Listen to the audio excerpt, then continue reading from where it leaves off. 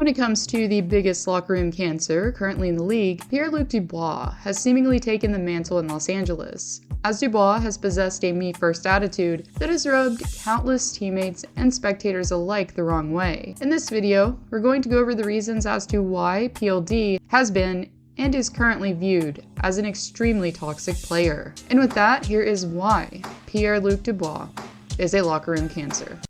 Yarmo said the type of player we were looking for was size, skill, hockey sense, plays as well on offense as he does on defense. He's a guy that just drives the whole game. And he does that while playing a 200-foot game and playing a very hard game. Drafted 3rd overall by Columbus in 2016, Dubois came into the NHL draft ranked as North America's #1 skater. This was the first time since the Sidney Crosby sweepstakes in 2005 that a player from the QMJHL was given such an honor. At 6'3" and over 200 pounds, Dubois was not only equipped with a decently sized frame, but also talent as well. Since he switched from wing to center at the junior level, Dubois brought with him a versatility that teams crave. A strong skater that never lets up when it comes to aggression, Dubois was expected to be the capable two-way center that Columbus was in need of.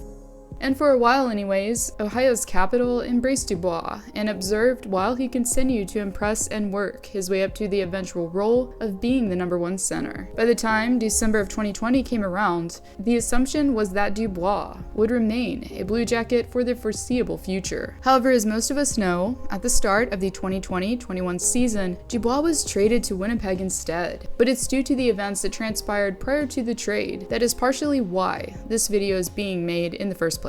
During CBJ's 5th game of the season against Tampa, it became blatantly obvious that there was some friction between Dubois and head coach John Tortorella, as for the first time in his NHL career, Dubois was benched for all but 4 minutes of the game. Reason being, the forward decided to blatantly stop trying. He stopped skating and looked completely disengaged. The thing about situations like these is, you only get to see a portion of what went on. However, usually when the conflict seeps into the view of spectators like you and me, it's hard not to assume that the rift appears much worse behind closed doors. This whole episode happened days after Dubois formally submitted a trade request that was public news by the time the 2020-21 season commenced. For Tortorella, having a player that not only verbally displayed his desire to be elsewhere, but physically as well, this infuriated the no-nonsense coach, to say the least. And when asked about the odd behavior from his player post-game, Torts didn't hold back. Have Luke and I had conflict? You're right, we've had conflict. If someone doesn't want to be here, that's a hard thing for me to stomach, quite honestly. I certainly didn't bench the guy. He benched himself with poor play, Torts said. In all honesty, the questionable antics from Dubois were viewed as quite selfish by a majority of spectators. Reason being, this completely defied the philosophy that you're playing for your teammates rather than playing for yourself. Anyways, as I mentioned, Dubois was traded to Winnipeg for Patrick Laine and Jack Roslovic. Well, as most watching now know, this behavior pretty much forced GM Kekalainen's hand and resulted in PLD being traded to Winnipeg abruptly after. The team, when Dubois joined it, appeared to be a contender, with core players such as Blake Wheeler, Mark Scheifele, and Connor Hellebuyck. The idea was that upon Dubois' insertion to the lineup, this would give the Jets a lethal 1-2 punch down the middle. Despite the fact that the forward had a slower start during his debut season with Winnipeg, Dubois did manage to notch 60 or more points in his final 2 seasons as a Jet. In fact, after finding chemistry with Kyle Connor, Dubois hit a career high of 63 points for the 2022-23 campaign. However, when it came to the team as a whole, last off-season, things couldn't have been more disjointed. Not only was the future of former captain Blake Wheeler up in the air, but also those of Connor Hellebuyck and Mark Scheifele.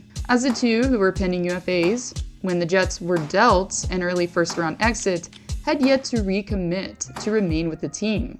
Looking back, while Scheifele didn't give us as much to go on, Hellebuyck laid out some breadcrumbs in one of his interviews that he did last June. The netminder, when asked about potentially re-upping with his longtime team, said this, quote, "I'm in the fate of someone else's hands," end quote. Now obviously the former Vezina recipient isn't naive and knew that GM Kevin Cheveldayoff would be open to re-signing him and theoretically giving him close to the dollar amount he desired. We're going to come back to this, but in hindsight, there was something, or rather someone, preventing multiple core players from resigning. Fast forward just days after this interview was conducted, and Dubois, due to being traded, was on his way to the City of Angels, as PLD was a loan piece that allowed for Gabriel Velarde, Alex Iafallo, and Rasmus Kupari to all be sent in the other direction. Shortly after the exchange went down, sources such as ESPN and Shayna Goldman from The Athletic gave the edge to the Kings. Reason being, besides coming off of his best season yet, Dubois had also committed long-term by signing an 8-year contract valued at $68 million. Once the current campaign kicked off, expectations for the Kings had never been higher. And to start, things seemed to be clicking in Hollywood, with Cam Talbot playing out of his mind for the first 2 months or so. However, beginning in late December, the Kings began to struggle immensely, and the player who took most of the heat from former coach Todd McClellan recently was none other than Dubois himself. At the end of the day, whether PO gets 4 minutes or gets 24 minutes, he has to be a difference maker, McClellan said. And with or without the puck, we've gone through this long enough.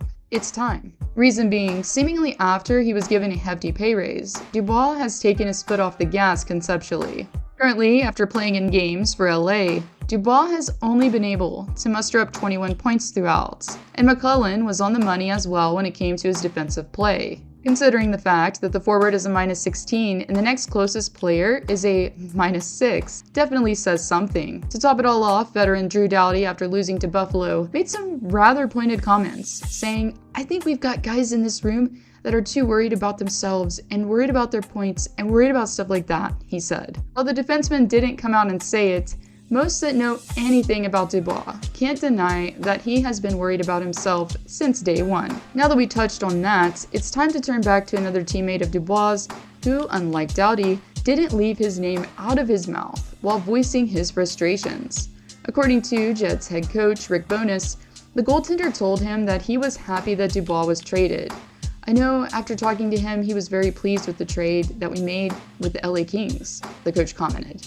"The whole thing is who's in and who's out. You can't have one foot out the door because you just don't want to be here. That doesn't work. It affects the whole group," Bowness said. Looking back, it really seems like the Jets' biggest issue was indeed Dubois himself. When a player isn't fully invested in the culture and the vision that the team has as a whole, it puts a damper on the team's success. In conclusion, I think it's fair to say that Dubois is far from being the best teammate. He has a long track record of only doing what's best for him and completely ignoring those on his team. He also doesn't stay content for very long in one place. Therefore, Kings fans, I wouldn't get too attached, because it's only a matter of time before he starts demanding a trade away from the Kings as well. If you enjoyed this video and aren't subscribed, please consider subscribing to my channel for more NHL themed content. And for those of you who are consuming my content on the regular, I'd like to invite you to join my Patreon. With plans that start at just $1 a month, you'll be privileged to perks such as unseen analytics, video previews, and monthly shoutouts. Simply click the link below to get started. Thank you all for watching, and I'll see you all next time.